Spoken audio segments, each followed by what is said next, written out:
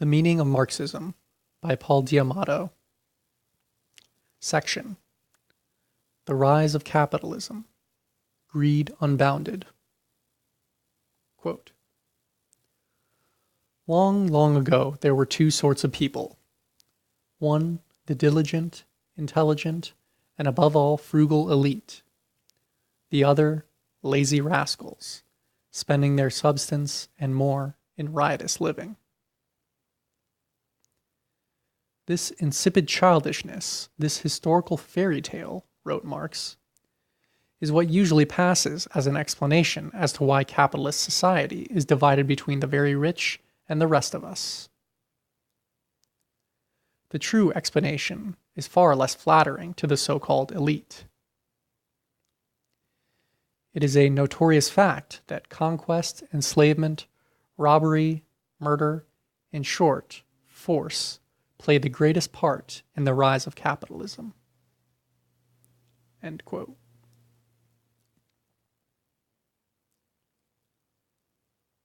All class societies are determined by the fact that there is a majority that works to keep a minority in idleness. A majority that slogs away, and a minority that skims all extra wealth over and above the subsistence needs of the majority. As Marx wrote, wherever a part of society possesses the monopoly of the means of production, the worker, free or unfree, must add to the labor time necessary for his own maintenance an extra quantity of labor time, in order to produce the means of subsistence for the owner of the means of production. Whether this proprietor be an Etruscan theocrat, a civis Romanus, a Norman baron, an American slave owner, a Wallachian boyar, a modern landlord, or capitalist. End quote. Each class society has its own character, defined by the form that the exploitation takes.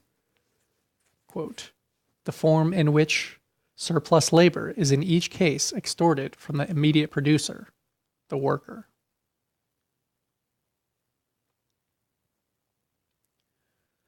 Under slavery and feudalism, the way in which a surplus was extracted was completely transparent.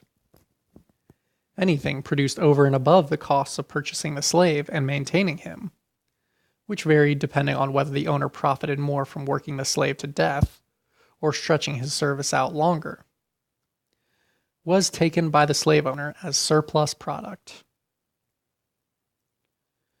The feudal peasant or serf was required either to hand over a portion of his crop to the lord, and or the state in rent, tithes, or taxes, or to perform unpaid labor, called corvée, for the lord.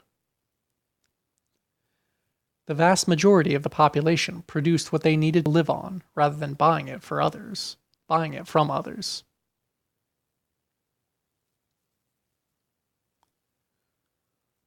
Whereas serf and slave labor was to varying degrees forced or bonded labor, modern capitalism is dependent on free labor. This sweet-sounding term, however, disguises a bitter truth.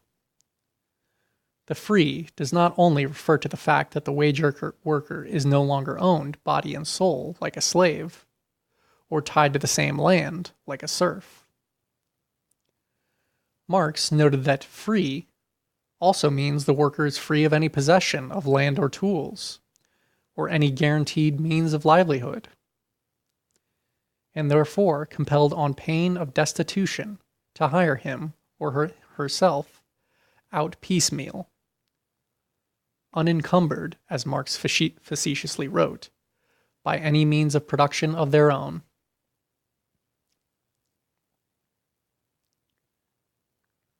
Whereas in previous societies, trade was secondary, if not marginal, capitalism is the first system of production in which all economic intercourse involves the buying and selling of commodities, and where other forms are marginal.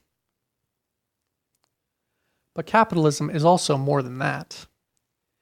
It is a system where the labor itself, or a person's capacity to work, becomes a commodity that can be bought and sold on the market. Under feudalism, people were tied to the land or owned their own tools and workshops. A condition for capitalism to develop fully, then, was the separation, by force, fraud, and legal sanction, of the direct producers from land and tools on one side, and the concentration of all the land and instruments of production into the hands of a few rich capitalists on the other.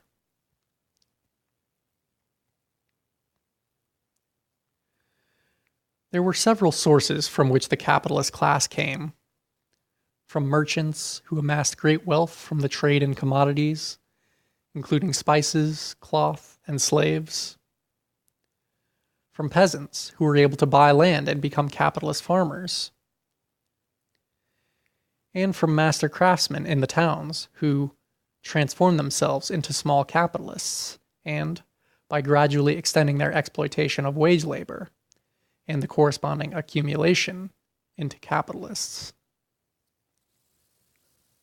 Far more important in the development of the bourgeoisie, or capitalist class, though, were the merchants, who moved beyond pure buying and selling to become full-fledged capitalists, that is, exploiters of labor as well as sellers of commodities. First, they put out material to artisans and laborers to be worked up, initially in the home or in small scattered workshops, where the material would be made into finished commodities and sold for a profit. Later, these merchants would bring the laborers under one roof to work, the precursor of the modern factory.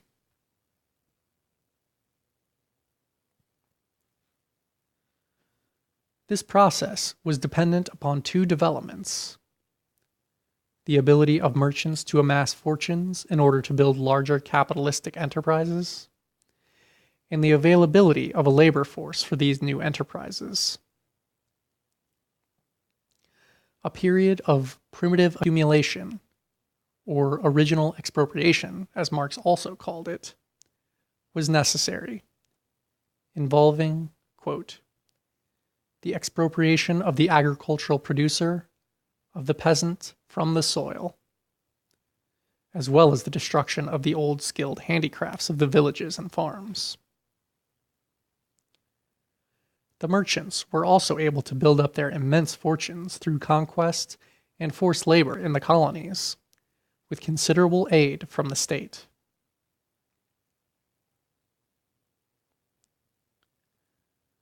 The new class of wage workers was created by forcible theft of the common lands that the peasants had depended on for their livelihood. English landed gentry and big farmers, for example, taking advantage of the high price of wool, simply enclosed common lands, claiming them for their own, and turned them into sheep pastures. Soldiers were sent to drive tenants and small landholders by force from the land they had tilled for centuries. Laws were then enacted in the 15th and 16th centuries that punished unlicensed begging and vagrancy with whipping, imprisonment, and for a third offense, death.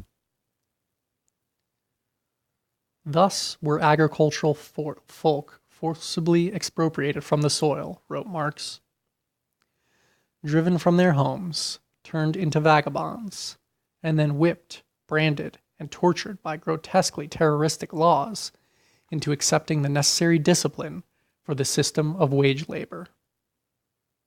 End quote.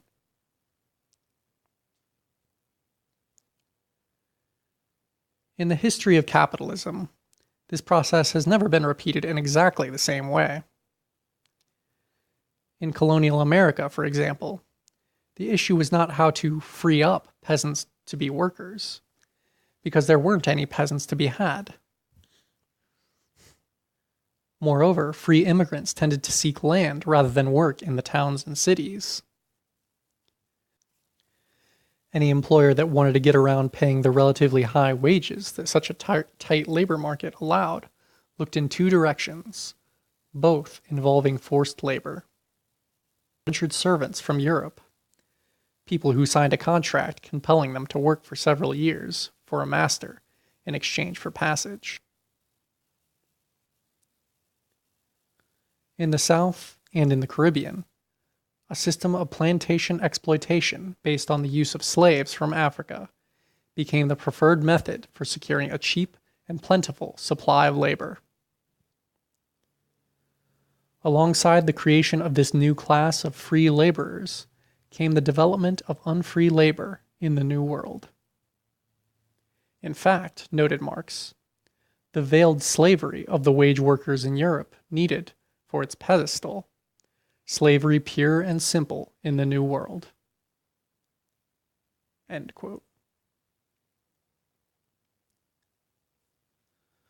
Marx and Engels' condensed description on the rise of the bourgeoisie and of a world market in the Communist Manifesto emphasizes capitalism's dynamism, explaining how exploration, the discovery of the New World, and the spread of the colonies gave a tremendous boost to commerce and industry. But these proceedings, wrote Marx in Capital, were in truth written in the annals of mankind in letters of blood and fire. The discovery of gold and silver in America, wrote Marx, quote, the extirpation, enslavement, and entombment in mines of the indigenous population, the beginnings of the conquest and plunder of the East Indies, the turning of Africa into a warren for the commercial hunting of black skins, are all things which characterize the dawn of the era of capitalist production. These idyllic proceedings are the chief moments of primitive accumulation. End quote. The development of capitalism spurred the growth of mass industry and an integrated world market. Through sheer economic weight, and also by outright force, capitalism compelled the world to follow in its own image. In one word, for exploitation, veiled by religious and political illusions, Marx and Engels wrote in the Manifesto, quote, it has substituted naked, shameless, direct, brutal exploitation. Profit at any cost became the all-consuming driving force of all economic activity. In Capital, Marx cites a trade unionist chilling observation made in 1860. Quote, with adequate profit, capital is very bold. A certain 10% will ensure its employment anywhere. 20% will produce eagerness. 50% positive audacity. 100% will make it ready to trample on all human laws. 300%, and there is not a crime at which it will scruple, nor a risk it will not run, even to the chance of its owner being hanged. If turbulence and strife will bring a profit, it will freely encourage both. Smuggling and the slave trade have amply proved all that is stated here. End quote. And end of section.